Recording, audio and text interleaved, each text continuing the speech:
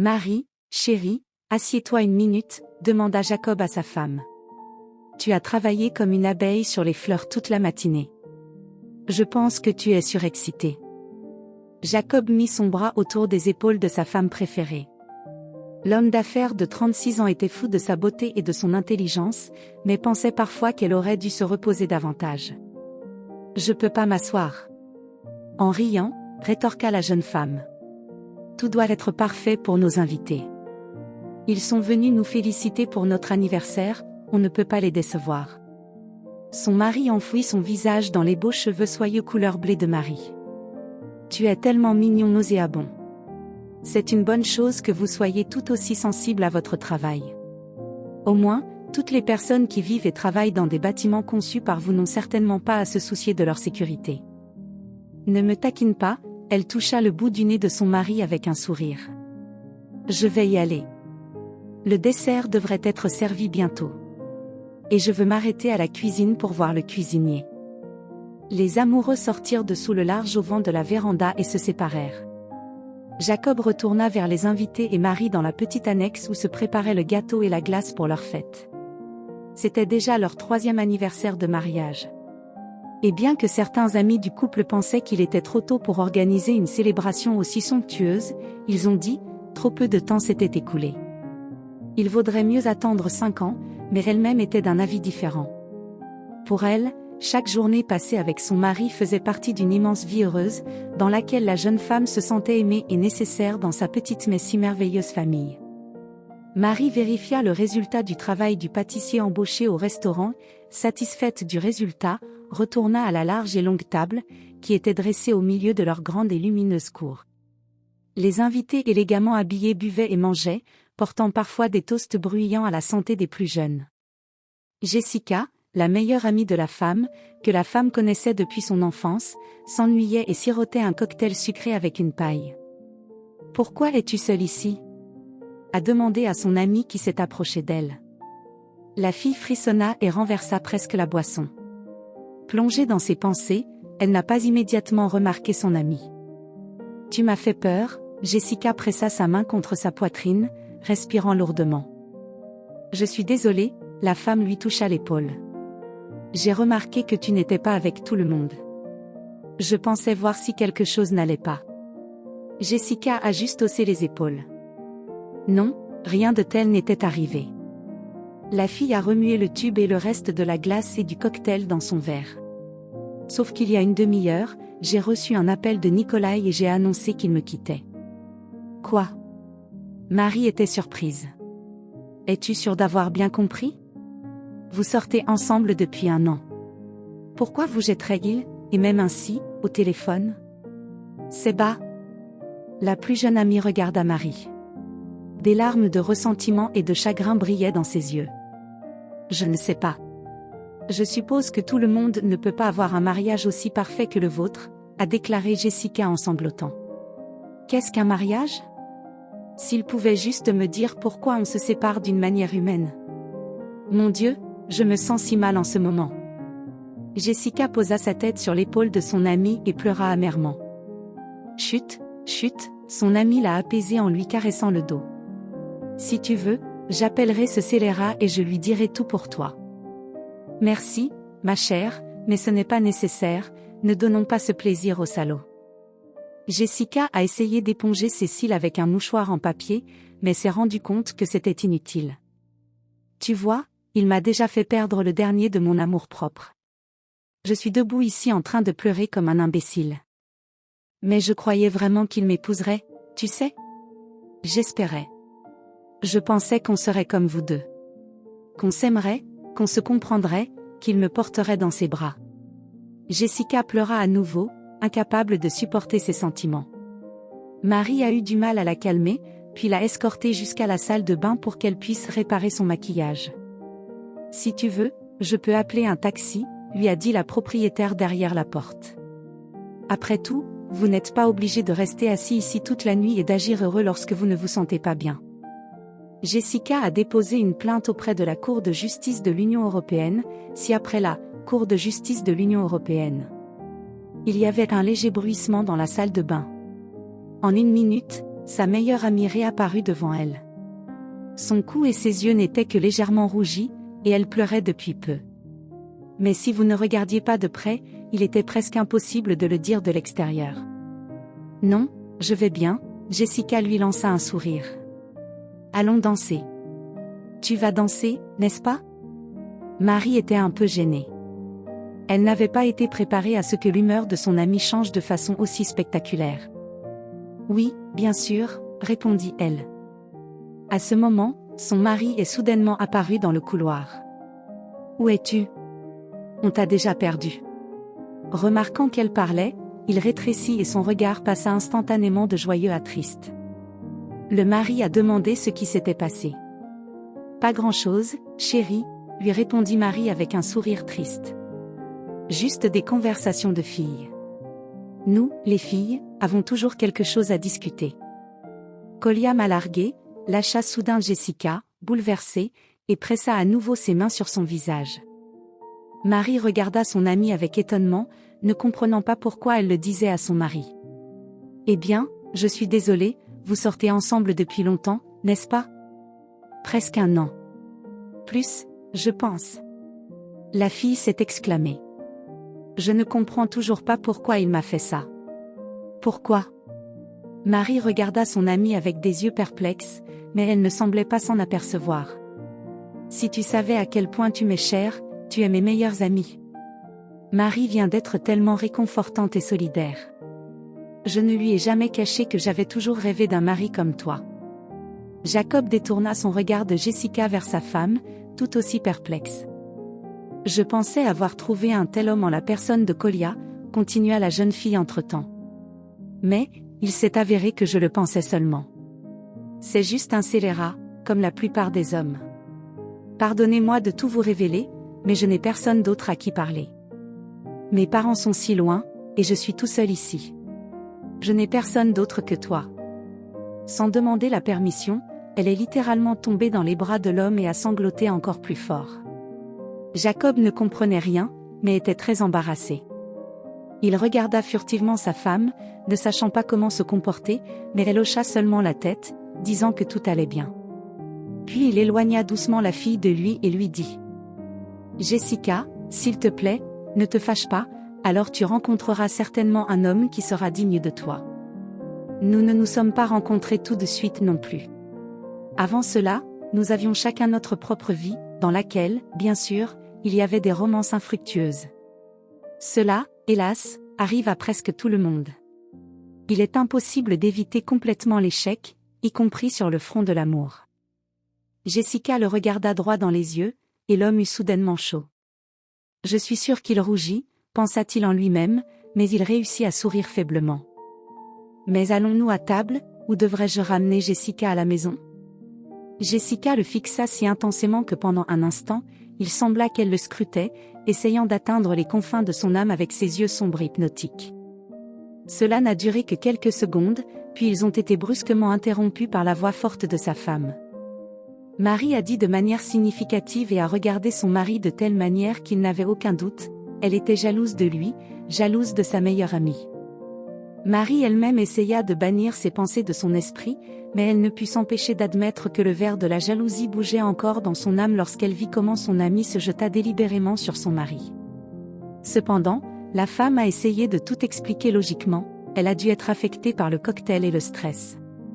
Elle a toujours été excentrique et trop émotive, depuis qu'elle est enfant. Je vais appeler un taxi après tout. Je ne peux laisser Jessica conduire comme ça, a déclaré Marie et a sorti son téléphone. Et ma voiture? Il y avait une soudaine note de mécontentement dans la voix de son ami. Jacob le conduira chez toi plus tard. Marie lui répondit brièvement et ajouta, remarquant rapidement qu'elle était sur le point de s'opposer. Jessica, Jessica. Je peux voir que tu en as assez de la fête et de la danse. Tu ferais mieux de rester à la maison et de prendre une aspirine maintenant. Malgré le mécontentement de Jessica, Marie l'a mise dans la voiture qui viendrait la chercher un quart d'heure plus tard, et dès qu'elle est sortie de la porte, elle a poussé un soupir de soulagement. Le reste de la journée s'est bien passé et elle a presque oublié le comportement étrange de son ami. Mais il y avait encore des résidus dans son âme. Chérie, ça va? demanda prudemment Jacob le soir, lorsque tous les invités rentrèrent chez eux et que lui et sa femme étaient seuls. Pourquoi demandez-vous? Marie lui a demandé à son tour.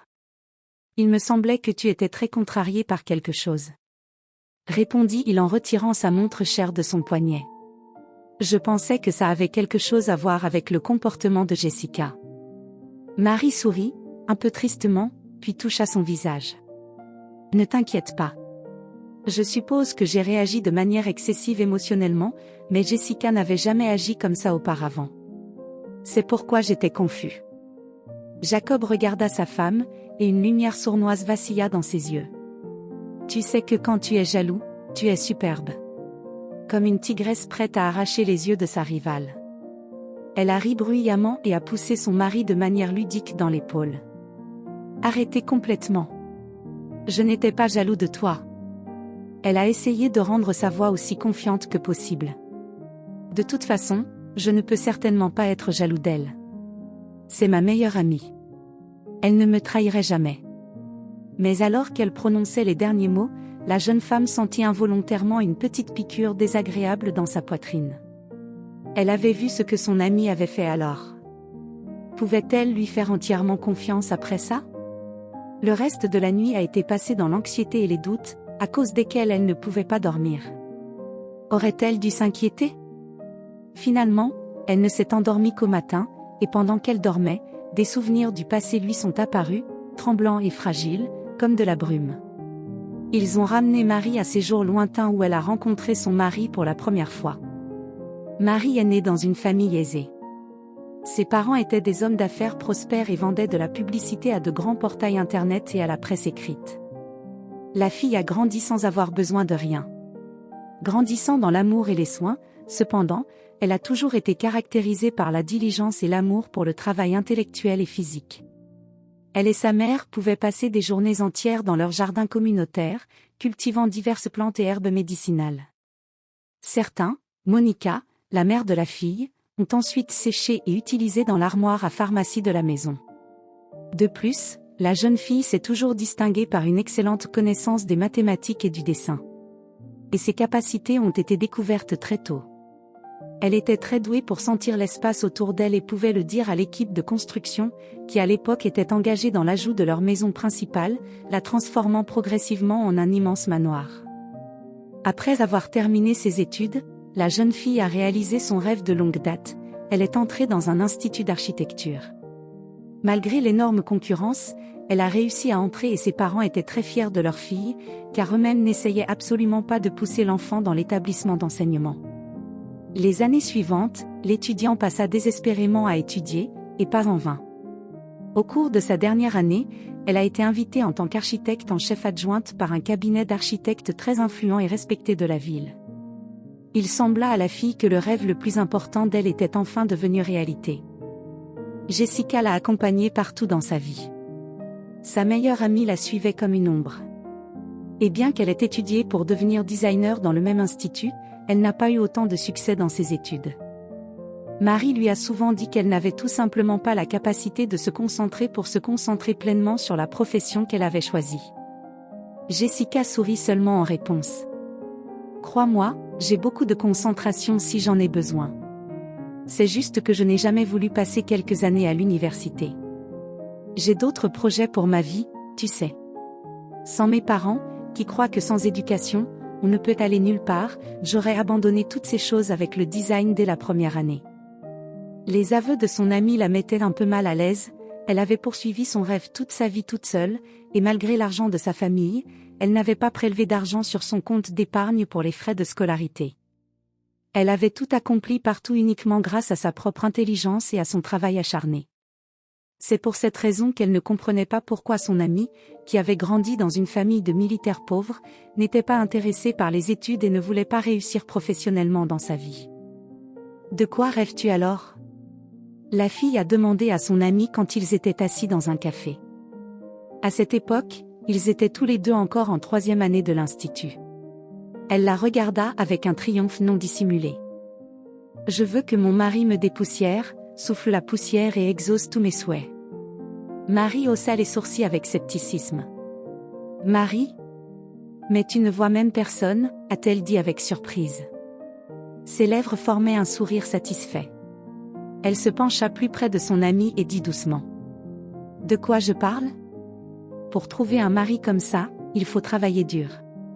Je ne veux pas labourer jusqu'à ce que je sois vieux, ou déménager d'un endroit à l'autre comme mes parents avaient l'habitude de le faire. Non, pas de garnison. Jessica cligna de l'œil avec mépris, faisant un signe de désaccord extrême avec ses mains. J'ai besoin d'un homme qui me fasse me sentir comme une reine, tu sais? Pour qu'il lui suffise que je sois si jeune, belle et joyeuse, que je l'ai choisi parmi des centaines d'autres candidats. Elle n'a rien dit à son amie alors. Après tout, c'était sa vie, et Marie n'avait aucun droit moral de s'en mêler. Mais encore, une telle position de vie semblait extrêmement étrange à la fille, et par conséquent elle n'a plus jamais parlé à son amie sur le sujet. Bien sûr, à l'avenir, elle a dû écouter beaucoup d'hystériques et de larmes de son amie, qui a maintes et maintes fois quitté ses riches prétendants. Et même si elle blâmait ces hommes pour tout, la fille soupçonnait que ce n'était pas seulement à leur sujet. Marie elle-même n'a jamais laissé ses sentiments l'emporter sur le raisonnable, et c'est pourquoi elle a été seule pendant longtemps. Quelques années plus tard, peu avant ses 28 ans, le directeur de l'entreprise pour laquelle elle travaillait depuis toutes ces années a fait de la jeune femme l'architecte en chef de son cabinet. Bien sûr, un tel poste exigeait une concentration et un sens des responsabilités énormes, mais elle était prête pour cela.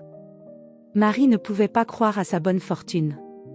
Jeune, prometteuse, séduisante, elle a pu réaliser tout ce dont elle pouvait rêver à l'âge de 30 ans.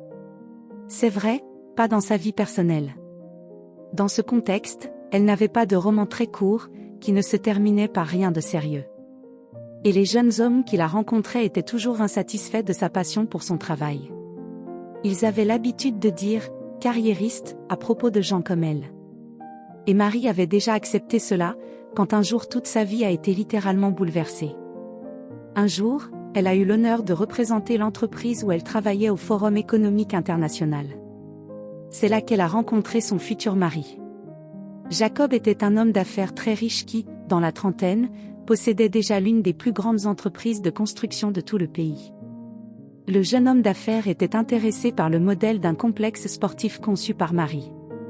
Voyant son stand de loin, Jacob s'y rendit immédiatement.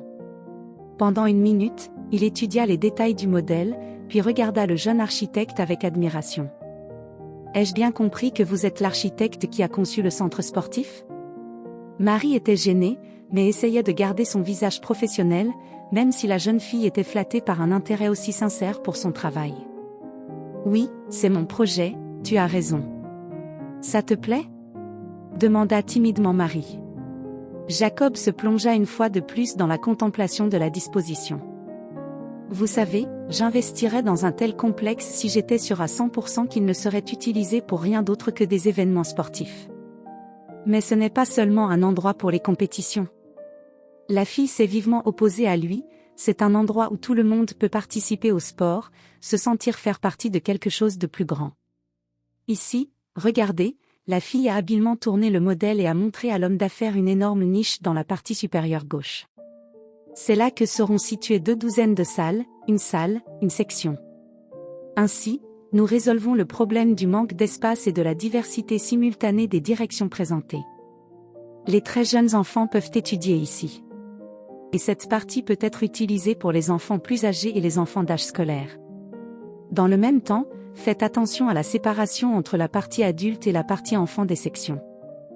Elle a parlé à l'invité de son complexe sportif avec une telle passion et une telle connaissance que l'homme d'affaires a été involontairement charmé par cette jeune femme incroyable, qui pouvait transmettre ses idées aux sponsors potentiels si clairement et avec un sentiment si fort.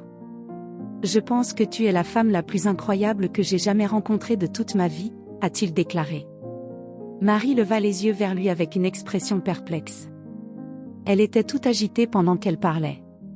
Ses cheveux sortaient maintenant dans des directions différentes parce qu'elle les avait touchés involontairement pendant la présentation. Quoi, c'était tout ce qu'elle pouvait dire. Son regard vide a ramené l'homme d'affaires sur terre. Il toussa immédiatement, ne sachant pas comment dissimuler la maladresse qui en résultait. « Je suis désolée, je m'éhante, je voulais dire que la profondeur de vos idées est fascinante. Tiens, prends ma carte et laisse-moi prendre la tienne. J'aimerais faire partie de ce projet. » Notre ville manque de tels endroits vraiment modernes et émouvants. La fille semblait rougir encore plus. Cependant, la jeune fille ne lui tendit que silencieusement sa carte de visite et un livret de leur bureau d'architecture. Laissant sa carte de visite, il se précipita vers un autre stand, mais pour le reste de la journée, il ne put s'empêcher de penser à la femme et à son incroyable projet. Le lendemain matin, alors que la jeune architecte était assise dans son bureau pour faire la prochaine série de croquis, on a frappé à sa porte de façon inattendue. « C'est ouvert !» La fille a crié et a quitté le bureau des yeux. Quelle fut sa stupéfaction lorsqu'un coursier entra dans le bureau, portant un énorme panier de fleurs fraîches. La chose la plus remarquable était qu'il n'y avait pas de rose ou de lys banal dans cet ensemble floral. La base de la composition était de rares fleurs sauvages encadrées de pivoines coralliennes blanches et délicates. Mon Dieu, de qui ça vient ? La fille halta lorsque le coursier lui tendit le formulaire. Hélas, l'expéditeur voulait rester anonyme, haussa les épaules du gars. Mais ils ont laissé une carte dans le bouquet pour toi. Peut-être que cela vous aidera un peu à clarifier de qui il pourrait s'agir. Le coursier sourit, après avoir reçu le formulaire signé de Marie, quitta son bureau en lui souhaitant une bonne journée. Marie a répondu de la même manière. Quand il a disparu derrière les portes, la fille s'est précipitée pour obtenir une carte des fleurs. En un instant, elle eut dans ses mains une petite carte violette en forme de cœur, à l'intérieur de laquelle était écrit au premier stylo noir un court message: « Mon âme, mon cœur n'appartiennent qu'à toi maintenant. S'il te plaît, fais-moi l'honneur, réponds à l'appel. » Marie fronça les sourcils, se demandant ce que cela pouvait signifier. Il n'y avait aucune signature sur la carte et elle ne se souvenait pas d'avoir fait de nouvelles connaissances ces derniers jours. À ce moment-là, son téléphone portable a soudainement éclaté en un exercice doux. La fille jeta un coup d'œil à l'écran, mais le nombre ne lui était pas familier. « Bonjour. » Marie a parlé dans le récepteur. « Qui est-ce » Pendant quelques secondes, il y eut un silence confus à l'autre bout de la ligne, puis une voix masculine familière dit: « Marie, as-tu eu ma surprise ?» L'architecte sentit le sang couler sur son visage. « Jacob, c'est toi ?» D'une voix tremblante, elle a demandé. « Tu m'as reconnu ?» Elle pensa avoir entendu une note d'excitation similaire dans la voix de l'homme. Pendant les 2 heures suivantes, ils ont eu une conversation à cœur ouvert, ne prêtant attention à rien. C'était comme si le monde autour d'eux avait cessé d'exister, à tel point qu'ils étaient absorbés l'un par l'autre. Dans la même conversation, l'homme a osé lui demander de sortir pour la première fois. Il a appelé la jeune femme au théâtre, où devait se tenir dans les prochains jours une production à la mode, à laquelle participaient des acteurs de la capitale. Mon Dieu, parce que je ne suis probablement pas allée au théâtre depuis 100 ans. Marie se réjouit involontairement. Je serai heureux d'être avec vous à cette représentation. L'homme à l'autre bout du fil pouvait difficilement cacher son excitation. Ensuite, j'ai réservé des billets pour nous aujourd'hui, si vous me le permettez, je viendrai vous chercher. Soirée d'ouverture. Marie se regarda dans son miroir de poche et vit que ses joues étaient rouges. Elle n'arrivait toujours pas à croire qu'elle allait à un rendez-vous, son premier depuis quelques années. Tout à l'intérieur de la femme tremblait. Marie sentit la minuscule pousse d'une future lumière s'épanouir lentement dans son cœur. Le jour de la rencontre, Marie portait sa plus belle robe. Dans la vie normale, elle portait principalement des costumes d'affaires et des jeans, arrangeait ses cheveux dans une belle coiffure haute. La femme a de nouveau laissé son image dans le miroir avec un œil critique, s'assurant que tout était exactement comme il se doit. Marie descendit l'ascenseur et sortit de la porte de son entrée. Jacob l'attendait dans la rue. Il avait laissé partir son chauffeur tôt ce jour-là et s'était conduit lui-même. À la vue de Marie embarrassée, Jacob était presque sans voix. Il n'avait jamais rencontré une femme aussi belle, mais intelligente et déterminée. Marie a finalement gagné son cœur. Et ce soir-là, Jacob se fit une ferme promesse de tout faire pour que Marie devienne sa femme légalement mariée. Le rendez-vous s'est parfaitement déroulé. Ce jour-là, la jeune architecte sentit qu'entre elle et Eugène s'établissait une véritable affection sincère. Les réunions suivantes n'ont fait que renforcer Marie dans son assomption. Elle s'est avérée vraiment importante pour Jacob. L'homme s'est avéré très attentionné et s'est comporté avec une jeune femme tout simplement impeccable. Bientôt, leur relation a atteint un nouveau niveau, se transformant en une belle romance. Les jeunes se sont rencontrés pendant plus de 6 mois avant que Jacob ne décide de faire une proposition à sa bien-aimée. Pour cela, il a réservé 2 billets pour Venise pour le carnaval annuel. C'est là, au milieu d'une foule hétéroclite vêtue de robes et de masques étonnants, que Jacob se pencha devant sa petite amie sur un genou et lui tendit une petite boîte en velours, à l'intérieur de laquelle se trouvait une charmante bague en or avec un gros diamant rose pâle. « Mon Dieu, Eneshka !» Agmari et pressa ses mains sur son visage. Elle n'avait jamais vu une telle beauté de sa vie. Est-ce vraiment exactement ce que je pensais que c'était ? Le regard dans les yeux marron clair de son fiancé disait tout cela beaucoup plus éloquemment que les mots. « Veux-tu être ma femme ?» Jacob a demandé timidement. « Chérie, bien sûr que je le ferai. » s'exclama Marie et se jeta autour du cou de son amant. Jacob ne pouvait pas trouver les mots justes pour exprimer sa joie. Au lieu de cela, il prit doucement la paume de la main de sa mariée et lentement, avec émotion, la posa sur son doigt fin et fragile. « C'est une bague magnifique. Tu es mon bonheur, Marie. » Il a dit doucement, « Je jure que tu ne regretteras jamais d'avoir accepté ça. Je t'aime tellement. » Marie rit bruyamment et joyeusement et annonça que son Jacob, avec ses mains longues et précises. À ce moment-là, elle lui parut comme une belle fée signe.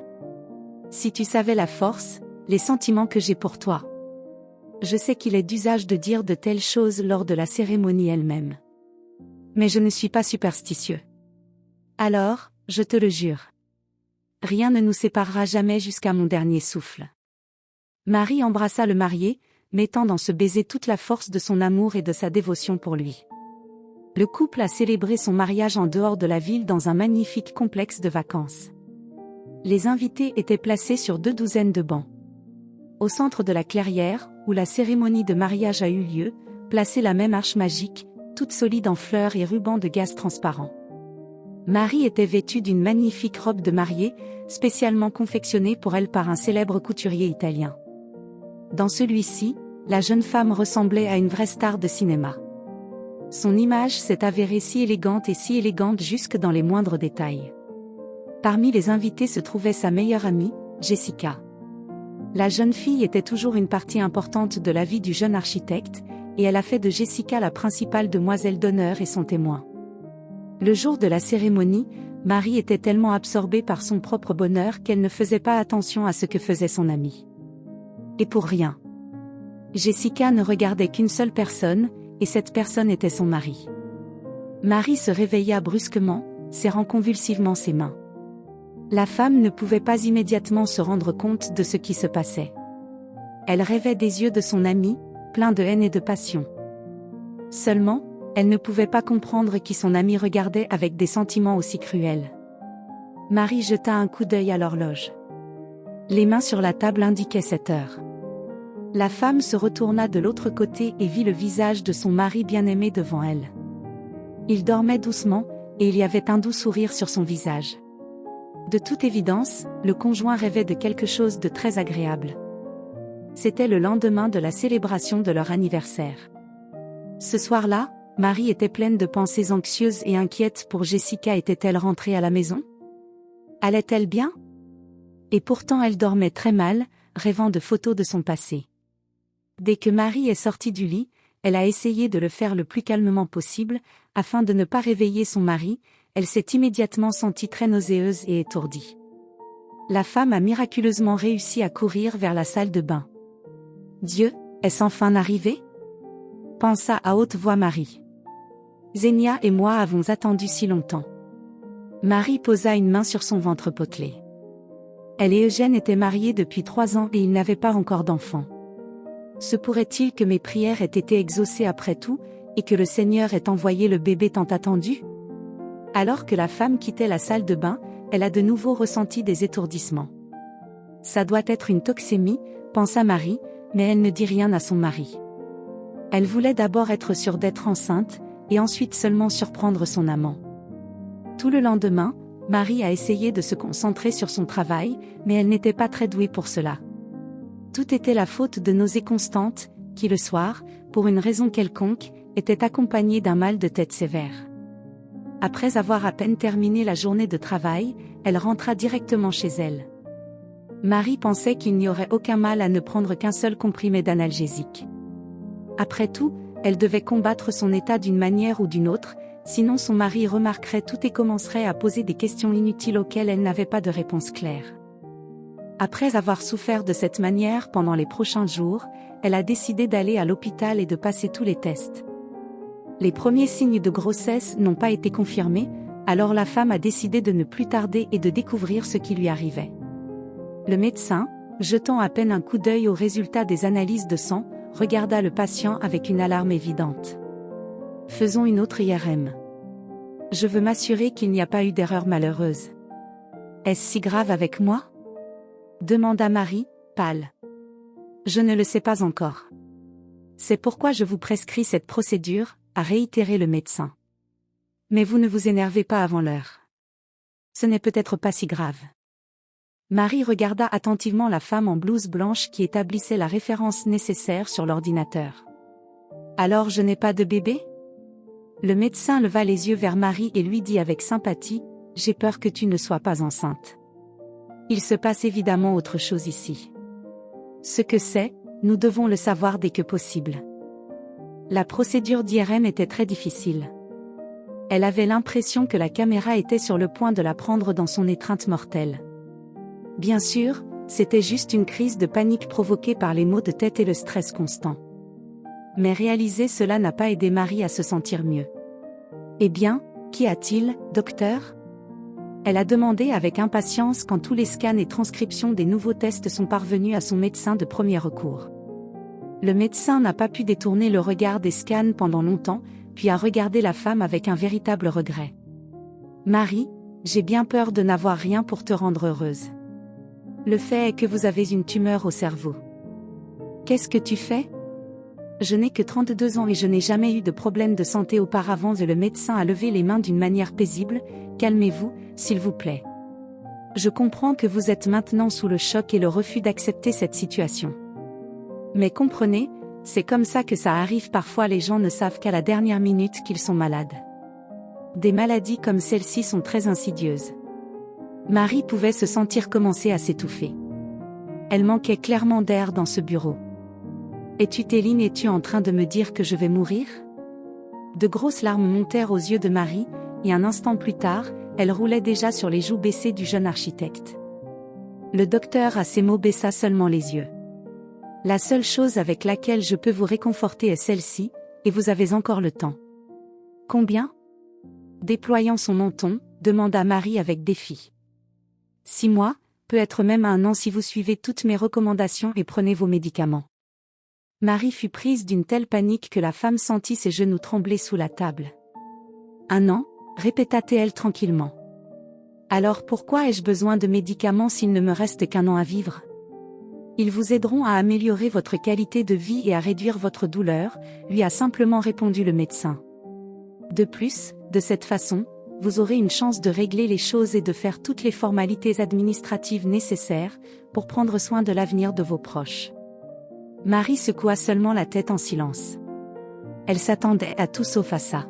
« Merci, docteur », la remercia-t-elle d'être honnête et de ne pas avoir pitié d'elle. « Pourtant, j'ai besoin d'un raisonnement froid bien plus que d'une pitié ou d'une supposée sympathie en ce moment. » Quittant les murs de l'hôpital, Marie monta dans sa voiture, où elle resta d'abord immobile pendant plusieurs longues minutes, puis fondit en larmes amères. Elle n'aurait pas pu imaginer que sa vie serait écourtée si tôt et si ridiculement. Tout ça à cause d'une tumeur. Même à travers ses propres larmes, elle ne pouvait s'empêcher de sentir sa tête commencer à souffrir à nouveau. La douleur ne faisait qu'empirer de minute en minute. Après avoir avalé 2 comprimés d'un puissant analgésique à la fois, la femme a lentement appuyé sur la pédale d'accélérateur et est rentrée chez elle. C'était comme si sa vie avait été divisée en « avant » et « après ». La femme avait besoin de rassembler ses pensées pour décider comment procéder dans sa situation actuelle. À partir du moment où Marie a appris son diagnostic, la vie a perdu toute couleur pour elle. Quoi qu'elle fasse, qu'il s'agisse de préparer des dessins pour son prochain projet ou d'essayer de cuisiner quelque chose de délicieux pour son mari, Marie n'y voyait aucun intérêt. À quoi ça sert tout ça si je dois partir dans quelques mois? Marie s'est demandé. La femme redoutait à partir de la minute où elle aurait à tout dire à Jacob. Elle l'aimait trop pour subir un coup d'une force telle que la nouvelle de sa mort imminente. Marie n'aurait pas non plus pu supporter la pitié de sa personne la plus importante et la plus intime. Tourmentée par des sentiments de honte et de culpabilité pour n'avoir remarqué aucun des symptômes de sa maladie plus tôt, alors qu'il y avait encore quelque chose qui aurait pu être fait. Marie a progressivement commencé à se retirer de son mari, devenant une personne froide et maussade. Inutile de dire que Jacob a rapidement remarqué le changement d'humeur de sa femme, bien sûr, ne pouvait pas en comprendre les raisons.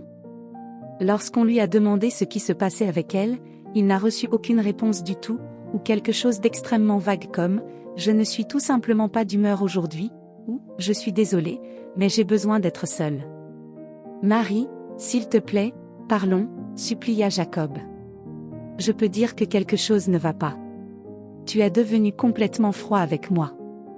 Quelle est la raison? Ai-je fait quelque chose de mal?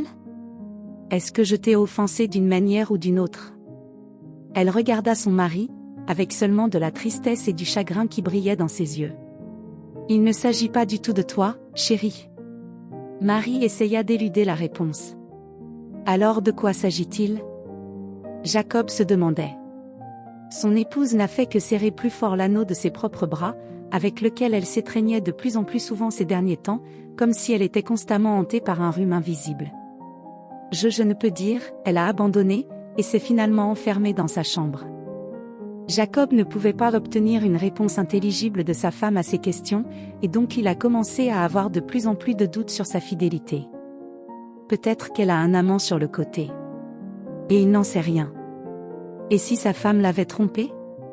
Et maintenant, elle se repent de ce qu'elle a fait, mais elle ne peut pas lui avouer, car elle a une honte élémentaire. Toutes ces pensées ont commencé à tourner en rond dans son esprit, suscitant beaucoup de soupçons chez l'homme. D'un autre côté, Jacob n'avait aucune preuve concrète que sa femme le trompait. Alors quelle est la raison de son anxiété et de sa réticence sans fin?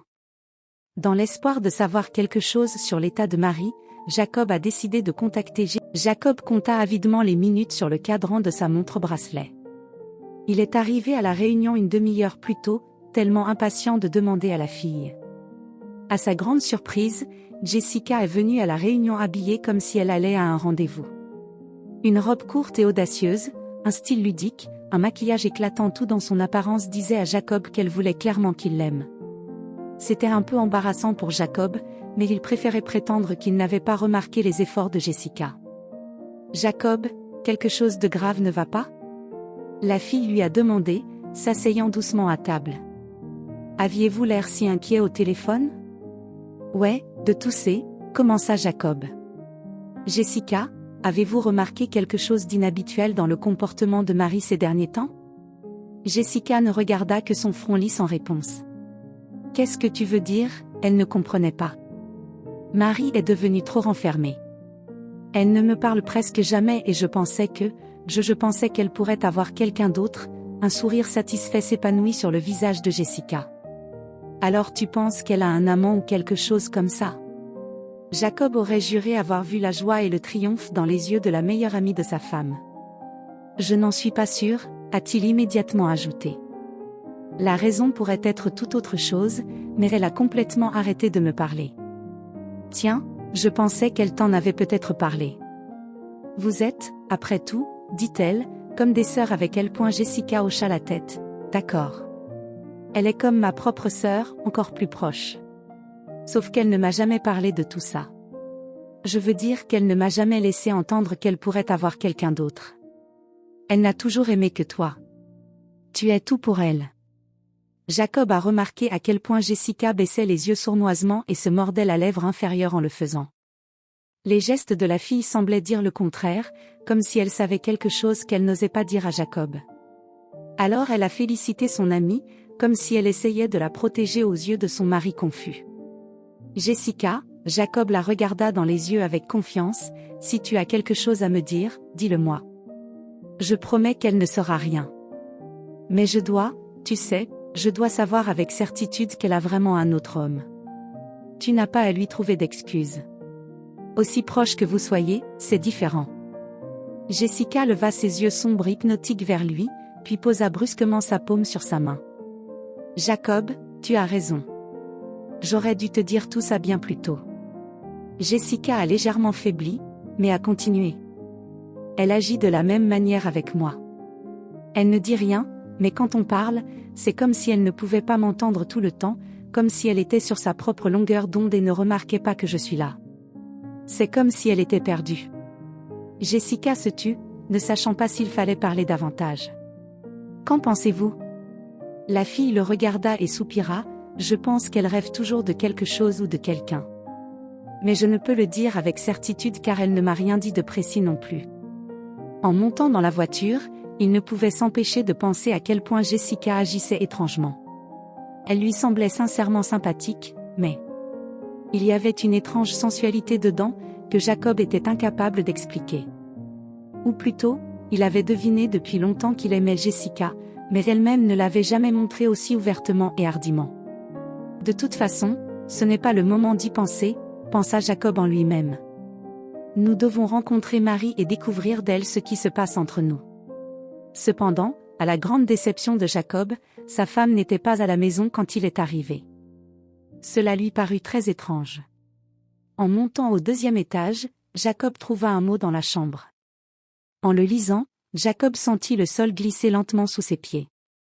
Sur une petite feuille arrachée à un cahier, sa femme avait écrit ce qui suit : « Chérie, je veux vraiment que tu me comprennes correctement. Après tout, ce que je vais vous dire peut vous poser beaucoup de questions auxquelles, hélas, je ne peux encore répondre. J'ai réservé une visite avec un groupe. Nous sommes partis ce matin pour la montagne. S'il te plaît, ne m'appelle pas et n'essaie pas de me trouver. Je fais exprès de ne pas te dire exactement où je vais. J'ai besoin d'être seule et d'avoir beaucoup de choses à penser. Peut-être qu'après ça, quand j'aurai pris une décision finale sur ce qu'il faut faire ensuite, je viendrai et je vous dirai tout. En attendant, essaie de me comprendre et ne garde pas rancune contre moi. Je t'ai toujours aimé et je t'aimerai toujours. Ta Marie. Il sentit des larmes caustiques et amères jaillir dans ses yeux. Et il a jeté la note avec force dans la poubelle. Tout ce qu'il attendait de sa femme, mais pas ça. Craignant que Marie soit partie à la montagne avec son nouvel amant, la première chose que son mari a faite a été d'essayer de savoir exactement où sa femme s'était envolée. Il a fouillé tous les papiers, tous ceux de sa bien-aimée, mais n'a jamais rien trouvé. À chaque minute, le cœur de Jacob se remplissait de plus en plus de désespoir et de désir. Et si elle ne revenait pas ? Si elle décide de rester avec cet autre pour toujours ? Que ferait-il alors ? Comment vivre sans elle ? Se sentant plus humilié et piétiné que jamais, il tira une bouteille de whisky fort de son bar. Il a passé toute la soirée à boire la boisson, verre après verre. Son âme gémissait et aspirait à aller quelque part où se trouvait sa femme, la seule femme qu'il aimait vraiment, à ce moment-là. Les jours suivants, Jacob vécut comme sur des épingles et des aiguilles. Il n'a jamais renoncé à essayer de contacter Marie, mais son téléphone était déconnecté ou indisponible à chaque fois. Finalement, l'homme s'est fâché et a abandonné, décidant que si sa femme voulait le contacter, elle le ferait elle-même. Jacob ne voulait plus être humilié et laisser la vie suivre son cours, plongeant tête baissée dans le travail. 3 jours plus tard, il a été réveillé au milieu de la nuit par un appel inattendu. Un homme a dit d'une voix endormie. « Qui est-ce ? » « Jacob. » Une voix masculine basse lui a demandé. « C'est la police qui te dérange. »« C'est quoi ? » ?»« C'est à propos de ta femme. » L'homme sentit des gouttes de sueur froide sur son front. « Où est-elle ? Qu'est-ce qui ne va pas avec elle ? » Il y a eu une pause gênante à l'autre bout du téléphone pendant 1 seconde, puis le policier a continué.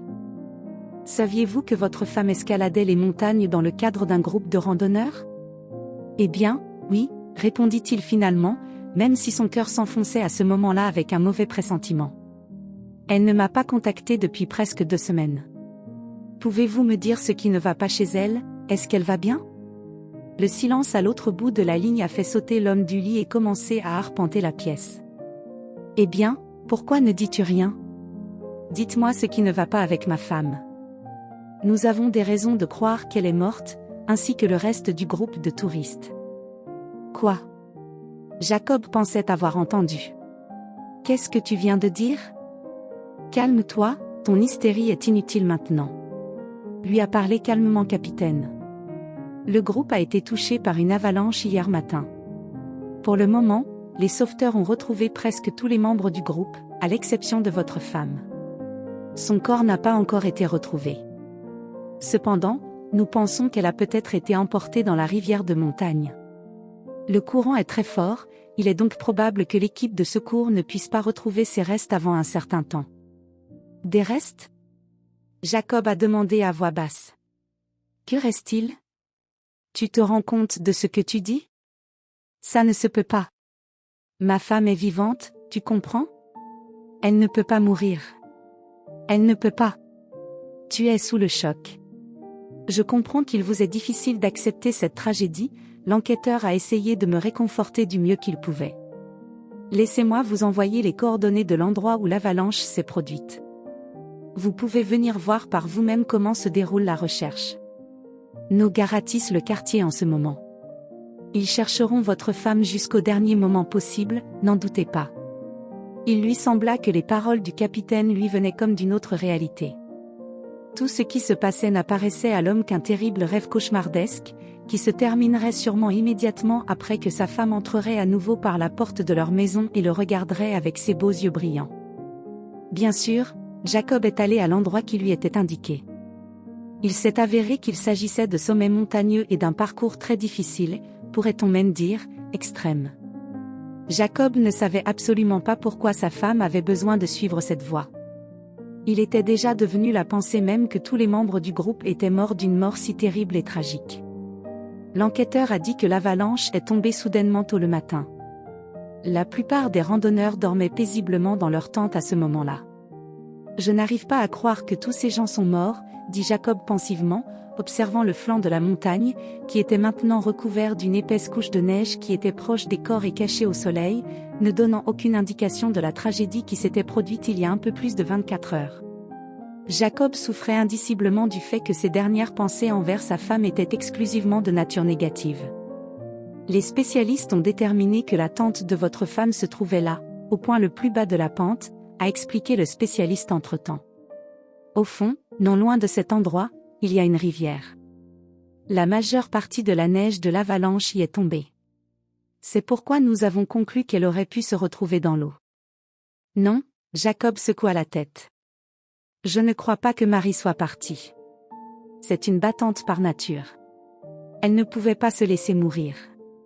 Cherchez-la. Si vous avez besoin d'argent pour des dépenses supplémentaires, appelez-moi et je transférerai immédiatement le montant total sur votre compte. Il regarda l'homme comme s'il était fou, mais il ne discuta pas. Lui-même était sûr que la femme était morte presque instantanément, mais si cet homme riche voulait prolonger son propre espoir du retour de sa femme, qu'il paie. De longues journées passaient, pendant lesquelles pas une minute ne passait sans que Jacob n'attende un appel de l'équipe de secours ou de la police. L'homme travaillait presque comme une machine, toutes ses pensées étant absorbées par la recherche d'une réponse à la seule question, sa femme est-elle vivante, ou a-t-il vraiment espéré en vain et rien ne peut être changé? L'homme réfléchissait aussi constamment à la raison pour laquelle elle avait fait cette foutue randonnée et à ce qu'elle voulait lui prouver. Des pensées d'amour possibles avaient quitté Jacob depuis longtemps. Après tout, même s'il était réel, il a dû rester enterré là, sous un mur de neige froide et indifférente. Cependant, les semaines passèrent les unes après les autres, et toujours aucune nouvelle de Marie. 4 mois et demi plus tard, elle a finalement été déclarée morte. Aucune somme d'argent ne pouvait l'aider à retrouver même les restes de son épouse. Par conséquent, les funérailles que l'homme a organisées étaient purement symboliques. L'homme a enterré une urne vide sous terre et avec elle son dernier espoir de revoir Marie un jour. Pendant les funérailles et plus tard, Jessica était toujours avec Eugène. La fille était très attentionnée et essayait de faire tout ce qu'elle pouvait pour rendre la perte de Jacob aussi facile que possible. Le cœur de Jacob était brisé et Jessica est progressivement passée pour lui du meilleur ami de sa défunte épouse à l'homme le plus compréhensif et le plus solidaire dans son chagrin, partageant les mêmes idées. Il a fallu beaucoup de temps à Jacob pour reprendre ses esprits, et pendant tout ce temps, Jessica ne lui a jamais reproché à Marie qu'elle était partie en voyage pour rien, ou que Jacob lui-même était à blâmer pour la rupture avec son ami. Marie pour Jessica était comme une sainte, et l'homme respectait beaucoup chez la fille ce désir de ne laisser en mémoire du défunt que du bien. Un peu plus de temps passa et Jacob réalisa soudain qu'il ressentait pour Jessica bien plus que de l'amitié. Chaque jour sans Jessica lui semblait moins brillant. Bien sûr, au début, il pensait qu'il venait de s'habituer à la fille. Mais ensuite, après avoir analysé l'ensemble de la situation, il est arrivé à la conclusion qu'il aimerait la remercier pour tout le bien qu'elle avait réussi à faire pour lui. Lorsqu'il a fait une offre à Jessica, le bonheur de la fille était sans précédent. Elle se réjouissait comme une enfant qui recevait un jouet tant attendu pour la nouvelle année. En même temps, Jacob, en honnête homme, a immédiatement averti Jessica qu'il ne pouvait pas encore dire avec certitude s'il l'aimait. « J'espère pouvoir prononcer ces mots à temps », lui a dit Jacob. « Pour l'instant, je veux juste vraiment que tu sois là pour moi. Jessica, je ressens quelque chose de très bien chez toi, et j'espère que tu ressens la même chose pour moi. Tu plaisantes, Jeuneshka ? Étoile courbée avec délice Jessica. Je t'aime plus que nature. Je t'aime depuis si longtemps que j'ai cru que je mourrais vieille fille. Je ne pouvais regarder personne d'autre que toi. Je le jure. Marie a approuvé notre mariage, j'en suis sûre. Jacob regarda la jeune fille avec hésitation. Tu crois ça ? Demanda-t-il prudemment. Non. Je sens qu'elle aimerait beaucoup que les deux personnes les plus proches d'elle restent ensemble, se sauvent mutuellement dans un océan de solitude et de chagrin. Avec ces mots, Jessica embrassa Jacob, et il perdit involontairement la tête à cause de ses sentiments ardents et tendres qui s'enflammaient dans son âme. Les jeunes mariés ont joué juste un mois plus tard. La mariée avait hâte d'aller en robe de mariée sous le voile, alors elle n'a pas insisté pour que la célébration soit somptueuse. Elle était satisfaite d'une simple signature, mais Jacob a estimé que tout devrait être parfait. Bien sûr, leur mariage était beaucoup plus modeste que celui de Jacob et Marie. Cependant, l'homme a fait de son mieux pour s'assurer que Jessica se souviendrait de cette journée pour le reste de sa vie. Les invités du couple, curieusement, ont rencontré la deuxième épouse Jacob beaucoup plus cool. Il ne comprenait pas comment il pouvait épouser la meilleure amie de sa défunte épouse. Cependant, Jacob lui-même a essayé de ne pas prêter attention au jugement, à l'eau-de-vie, aux amis et aux parents. Il avait depuis longtemps le droit de faire ce qu'il pensait être juste, et les opinions des autres ne le dérangeaient pas vraiment. La seule chose qui a sérieusement bouleversé l'homme était l'humeur de la mariée elle-même. À un moment donné, alors que tout le monde célébrait le mariage dans un restaurant préloué, le téléphone de Jessica a soudainement sonné. La fille s'excusa une minute de la table pour répondre à l'appel. Quand elle revint, elle était pâle comme un drap. « Qu'est-ce qui ne va pas ?» demanda son mari inquiet. « Rien », lui répondit Jessica en lui faisant signe de s'éloigner, les pommettes serrées de colère. « Pas grave, mon amour, juste un méchant appel du passé. » Jacob n'a pas prêté beaucoup d'attention à ses paroles à l'époque, mais s'est rendu compte que le reste de la soirée, sa femme était irritable et nerveuse, comme si elle avait entendu quelque chose qu'elle n'aimait pas beaucoup. En fin de compte, il a qualifié le comportement de la jeune épouse d'excitation de mariage et n'a donc pas harcelé Jessica de questions. D'autant plus que le lendemain matin, il devait partir en voyage de noces aux Maldives. Les premiers mois après le mariage, elle était en effet une épouse affectueuse et aimante. Mais au fil des mois, de plus en plus.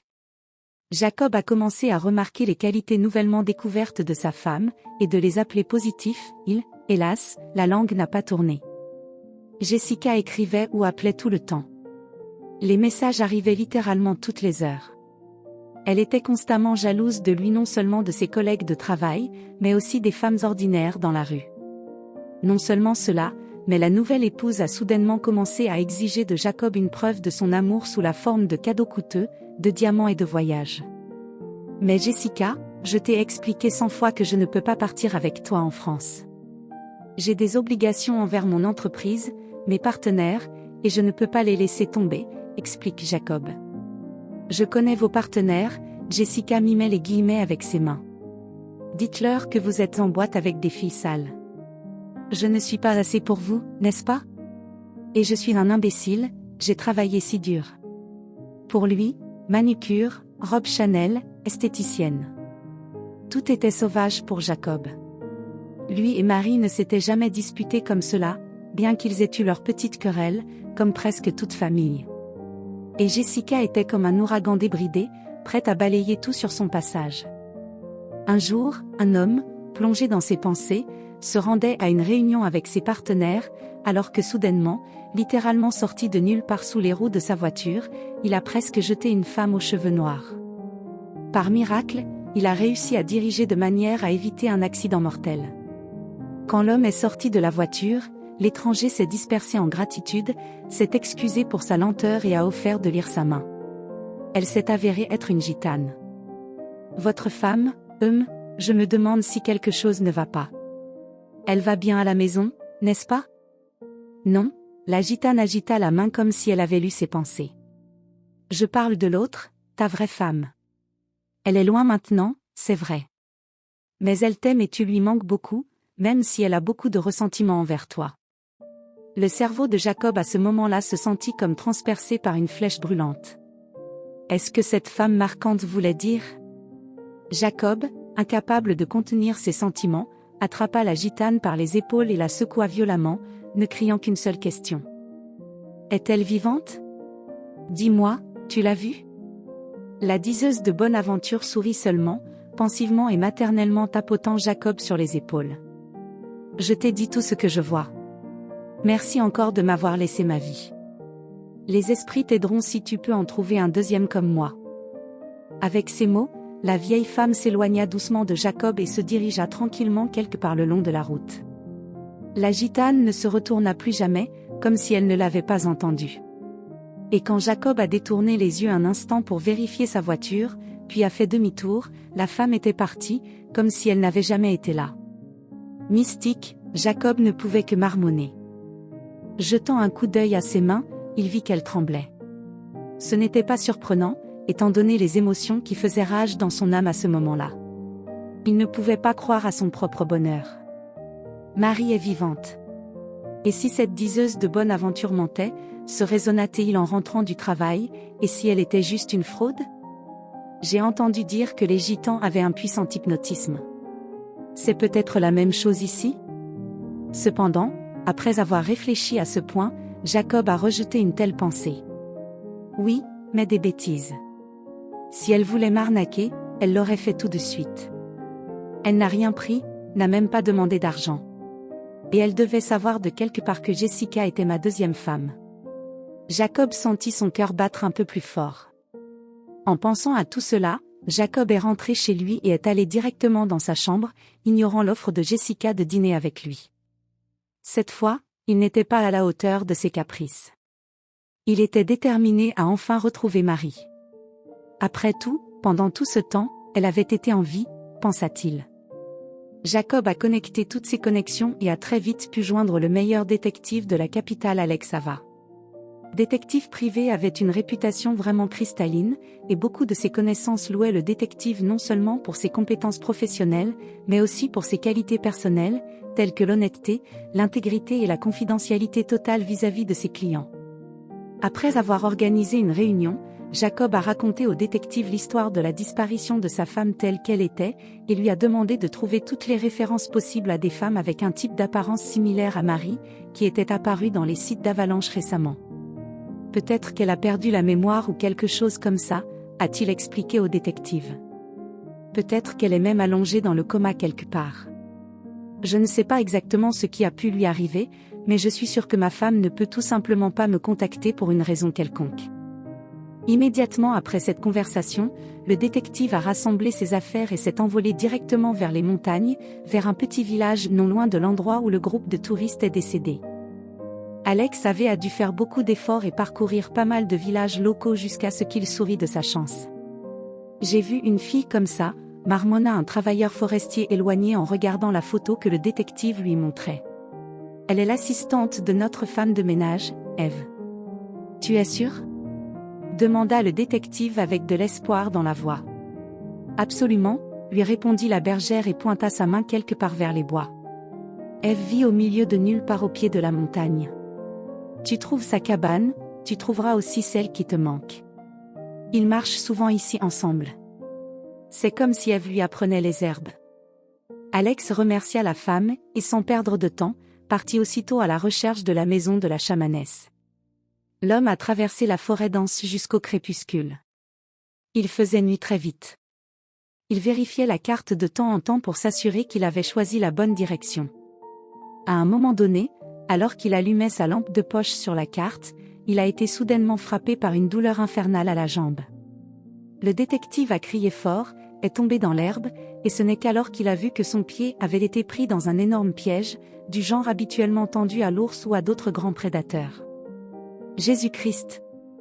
L'homme siffla alors que ses yeux commençaient à s'assombrir à cause de la douleur. La dernière chose que la victime a réussi à faire a été d'envoyer un signal d'aide au sauveteur, après quoi il a finalement plongé dans l'obscurité. Lorsque le détective est revenu à lui-même, il n'a pas immédiatement réalisé où il se trouvait. Tout autour de lui était accroché avec des objets étranges, des herbes parfaites, des perles multicolores brillantes qui semblaient y pendre de « ça va. Tu es en sécurité maintenant ?» Une belle voix féminine retentit à proximité. Le détective leva prudemment les yeux et vit deux femmes assises à côté de lui à une petite table ronde. L'un d'eux était d'apparence plus âgé, clairement barbu avec de longues tresses noires pendantes de chaque côté d'une belle, allongée exactement au niveau de la forêt du renard. L'autre était clairement plus jeune. Blonde, très mince, avec des yeux gris clairs attentifs. Marie a involontairement éclaté d'Alex Ava. C'est tellement bon de te retrouver. Nous connaissons-nous ? La femme a été surprise et a regardé son ami sans comprendre. Chaman, bien sûr, en réponse seulement fronça les sourcils et parla doucement. Nous vivons une époque intéressante. Avant, les maris pour leurs femmes pouvaient aller au bout du monde pour qu'un grand amour passe. Oui, de tous les démons pour la protéger. Et maintenant ils envoient des étrangers à leur place ? Pour faire tout le travail au noir pour eux. Marie déplaça lentement son regard du chanteur vers le détective et vice-versa. Alors Jacob t'a envoyé ici ? Elle se demanda sincèrement. Ça alors ? Pourquoi est-il revenu à la raison après tout ce temps ? Ou mal il vit avec sa nouvelle femme ? Alex avait se pencha en arrière sur les oreillers. Il était encore très faible. Repose-toi, jeune homme. Dit Ève et apporta une tasse avec une infusion d'herbe à ses lèvres. Buvez, buvez, pour que votre plaie guérisse plus vite. Je n'ai pas besoin de freeloader ici. Dès que les lèvres de Gromov touchèrent la boisson amère, le détective se sentit incroyablement fatigué. Il avait terriblement sommeil.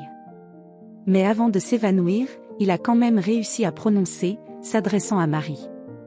J'ai promis de lui faire savoir quand je t'aurai trouvé, Jacob. Il t'aime beaucoup. La fois suivante, Alex avait repris conscience, il faisait déjà jour dehors. Ce dernier, il le détermina par la lumière brillante qui brillait à travers les fenêtres de la hutte à travers le verre proprement lavé. « Comment te sens-tu » demanda-t-elle en un éclair. Marie vint à lui. « Curieusement, mais déjà mieux » répondit honnêtement Alex avenu. L'homme ne mentait pas. La douleur dans sa jambe avait en effet diminué, bien qu'il ait estimé qu'il lui faudrait beaucoup de temps pour récupérer.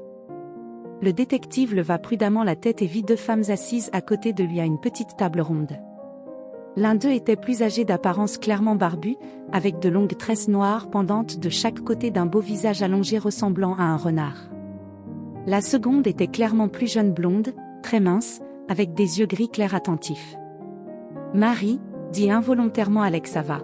« Je suis si contente de t'avoir trouvée. On se connaît ?» La femme a été surprise et a regardé son amie de manière incompréhensible. La chamane, bien sûr, en réponse, ne faisait que froncer les sourcils et parlait doucement. Nous vivons une époque intéressante. Avant, les maris pouvaient aller au bout du monde pour leurs femmes pour qu'un grand amour passe. Oui, de tous les démons pour la protéger.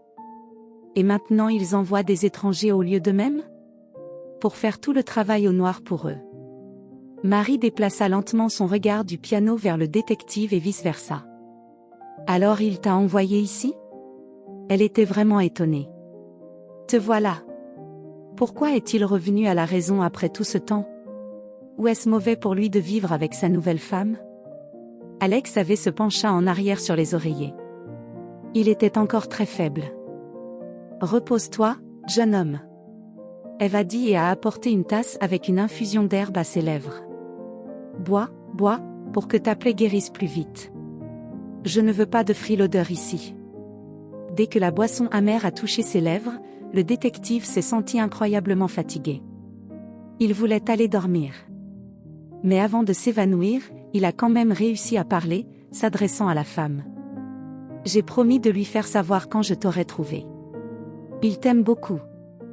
Quand Alex avait repris ses esprits la fois suivante, il faisait déjà jour dehors. Il pouvait le voir à la lumière brillante qui brillait à travers les fenêtres proprement lavées de la hutte. « Comment te sens-tu » Marie, qui était venue le voir, demanda. « Curieusement, c'est déjà mieux », répondit honnêtement Alex avenu. L'homme ne mentait pas. La douleur dans sa jambe s'est calmée, bien qu'il ait estimé qu'il lui faudrait un certain temps pour récupérer. « Marie, dis-moi, comment m'as-tu trouvé » le détective a demandé. La femme sourit seulement, pointant doucement avec sa main quelque part plus profondément dans la hutte. C'était tout Ève. Elle sentit qu'il y avait quelqu'un dans les bois qui avait besoin d'aide. Nous sommes sortis, errant dans la forêt pendant un moment. Ève devait établir un lien avec les esprits, comme elle l'appelle. Puis nous avons vu la lumière de votre lampe de poche et sommes tombés dessus. Alors vous deux m'avez traîné à la maison avec vous ? Le détective était vraiment surpris. Eh bien, oui, nous avons emporté une civière avec nous, et cela nous sera utile au cas où. Une manqua en effet. Comment aurait-elle pu savoir que j'étais allongée là ? Marie regarda par la fenêtre, un air de tristesse se reflétait sur son visage. Oui, Ève est une personne incroyable.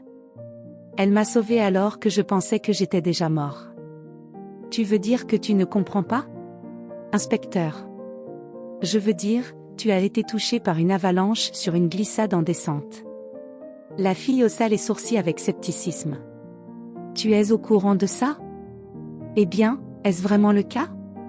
J'allais dans les montagnes pour réfléchir à ce que je devais faire ensuite.